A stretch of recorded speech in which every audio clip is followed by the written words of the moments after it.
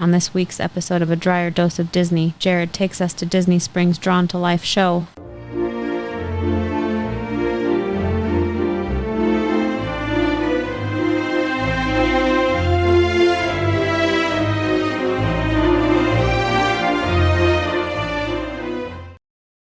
Welcome to this week's episode of A Drier Dose of Disney. I'm your host, Jared Drier, and today we are taking you back to Disney Springs, and we are going to talk to you about Drawn to Life, the Cirque du Soleil show over at Disney Springs, which we had the privilege of seeing this last summer, and it was absolutely amazing. So we want to talk to you about that. And of course, we're not going to give you any spoilers, but we definitely want to take you through why this is something you should add to your vacation if you have some free time while you're out there.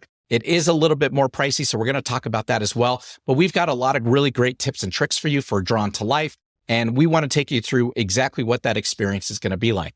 But before we dive into that, I do want to ask, wherever you're listening to us, click that pause button and find that subscribe button so that way you're going to get this content delivered to you each and every week. And then if you haven't subscribed to us over on Patreon as a supporter, I do want you to know our biggest Disney tip or trick ever is out there on Patreon now. It is at the top tier because it is such a great tip or trick. And in fact, all of our friends are mad that we posted it because it was such a great tip, and they knew that once more people found out about it, it would probably go away. But we wanted to provide that to our listeners that are supporting the show. So that is out there at the top tier. Do know that is the absolute best tip or trick that we've ever heard of in our entire lives. And it's something we use every time that we go. You're definitely going to want to check that out. The link to Patreon is down below in our description. So go over there and find that. Like I said, this last summer, we were in Orlando. We were there for quite a few weeks, staying at our condo, going to the parks as often as we could. We're trying to knock out all of the Disney restaurants, both at Disney Springs and all of the parks, and we are nearly complete. In fact, I can tell you that the next time we go next summer, we will have that opportunity to finish out the list, including any new restaurants that may pop up between now and then. And we will be able to say we've eaten at every single restaurant at Disney World across the board, and hopefully even Universal, because we've knocked out most of those as well. But going to Disney Springs, we're there multiple times a week. We absolutely love Disney Springs. It's free to go to. We've got an episode on where to park at Disney Springs coming up, so we want you to check that one out. But you definitely want to go to Disney Springs if you have some time there. But the Cirque show is a permanent fixture, at least permanent from my understanding. It is in a fixed building that has a temporary tent on top, but it is there at Disney Springs, and they do shows every single night. And while you're there at Disney Springs, you'll probably see the characters walking around in the pencil costumes, trying to get you go to the Cirque du Soleil show over there. So we decided that we wanted to try this out at some point. My wife absolutely loves Cirque shows.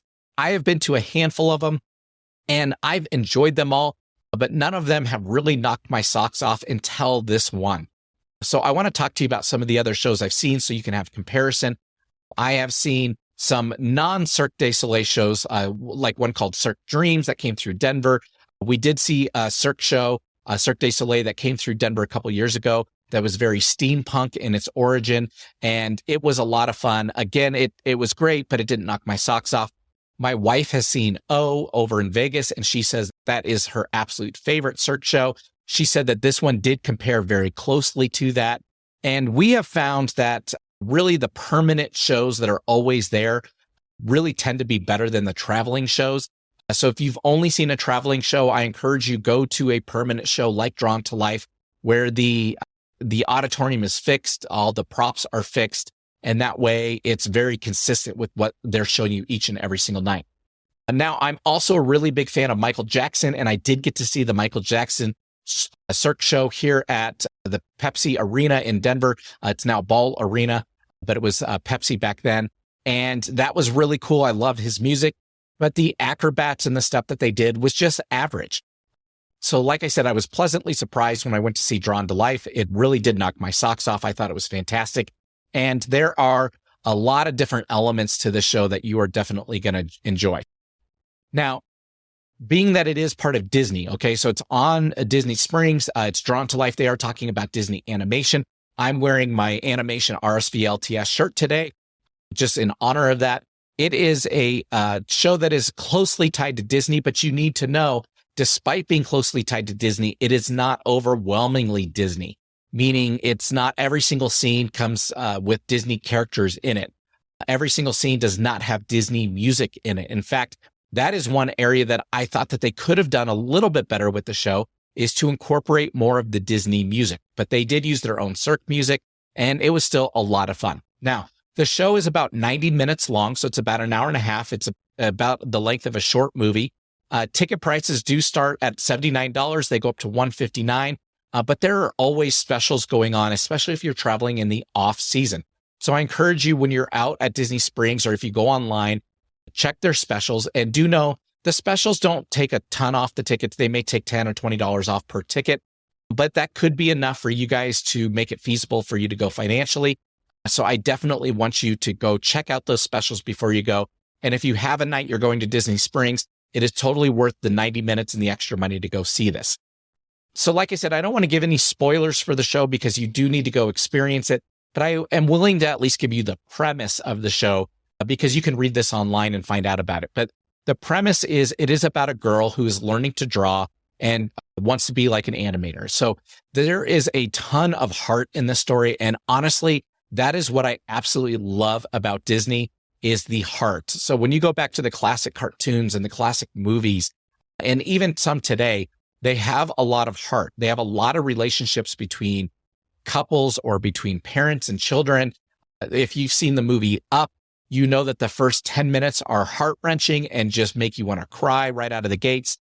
That is the type of heart that I'm talking about. There's a lot of really good elements of relationships and love and bond in this Drawn to Life show.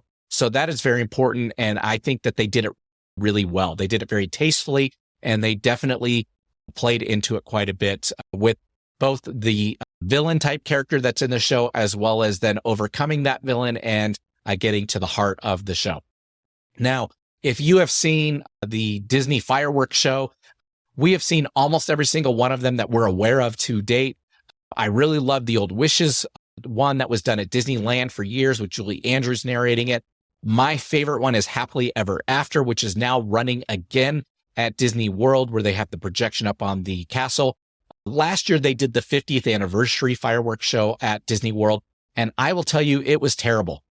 It was not very good. They took out all the elements of heart, and they really went a completely different direction and really tried to recognize some different elements from Disney, and it didn't play very well. In fact, the reviews they got for the show for the 50th anniversary were terrible, which is why they cut it short, and they went back to Happily Ever After, because that one had so much heart and so much of the original Disney element. So I say all that to say Drawn to Life is very much in that same vein of having a lot of heart as Happily Ever After. So that was awesome. There are at least a dozen different acts in the show, from juggling to tumbling. They've got unicycles. They've got some really cool Wheel of Death acrobatics on it. In fact, there are a lot of really cool surprise moments that will make your jaw drop. They have this troupe of, I don't want to call them clowns because they're not the traditional circus clowns, but they are the Cirque du Soleil comedy relief side of the show. And they have a troupe of 4 of them that are in there, and they are awesome. They are really funny, and they really play on a lot of different elements in the show.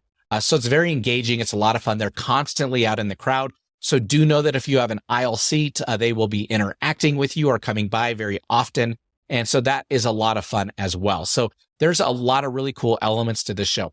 I will say, when we were there on one of the most death-defying stunts that they did, there was nearly an accident, and like people were screaming when it happened, and it was insane. And don't get me wrong, the person was totally okay, and they did not get hurt at all, but there was almost a big fall, and they caught themselves and were able to recover from it. But it was definitely very intense in that moment. So know that there are a lot of really cool effects and a lot of really cool stunts being performed, but there is that element of danger and that element of fear that can come with some of those. This show was very engaging and very intense in that level. So we talked about, they did use a lot of Disney characters throughout the show. They did not use very much Disney music. Now, they did have some elements from some of the songs, and that's something that I wish that they would have done more of. But all in all, they do cover a wide variety of different Disney animation throughout the show. So it's very familiar to anyone who is going to be in there. I would say, all in all, this is by far, for me, my favorite Cirque show I've ever been to. My wife, like I said at the top of the episode, said it is very comparable to O in Vegas. So we would say that this is one of the best shows we've ever seen. But being that it is a little bit pricey, I will say it's totally worth it, but it may or may not be for you. So definitely want to go check that out. So I do want to give you, though, our I Can Do This All Day tip of the day. And this is a shorter episode because I don't want to spoil these elements that are in the show. There is so many elements, from the young girl to her family situation, to the villain, to the stunt people that are doing the tricks and how they incorporate into her building her animation skills and trying to live up to that icon in her life. And you'll get to see all that when you go see the show. I don't want to spoil it, so I'm not going to go through and tell you about all the different elements in the show. It is too good to see, and it is so awesome to discover it yourself and to start looking at the show and pinning in, oh, this is why they're doing it. It's part of that Disney movie or part of that other Disney movie. So I definitely encourage you to try to build those matching connections as you're watching the show. But our I Can Do This All Day tip of the day is that when you're looking to purchase tickets, I do want to encourage you to be towards the center, but you're going to want to be further back. We did get in the center section. We weren't in the highest price tickets. We were in the next tier. We were in the center, but we were down on the lower level, very close to the action. And don't get me wrong, it was really cool to be that close to the stage and to see everything that was going on at that close of an angle. But there were multiple times we found ourselves leaning back and tipping our head back to look around the whole auditorium to see what was going on above us or to the sides. And if you're looking in one direction, you may be missing something else in another direction. So when we left the show, my wife and I did talk about the fact that had we sat in the center back behind the main aisle, so there is one aisle that cuts through the whole middle. If we sat behind that in the dead center, we would have seen so much more of what was going on that, in fact, those are probably better seats than being up front in the center. So we want to encourage you. You want to get behind the center aisle, but still be in the center sections. And if you're close to that center aisle, you won't have any obstructed view in front of you, and you're going to be able to see the whole stage and everything going on there.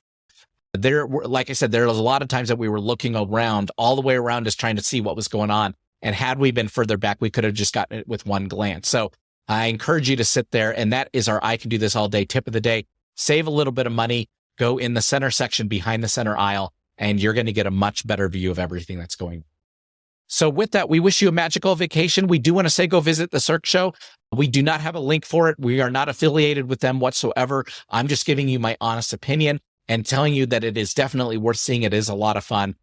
But so plan that as part of your next vacation. But we will talk to you guys next week as we talk about our parking tip for Disney Springs. Okay? Bye-bye.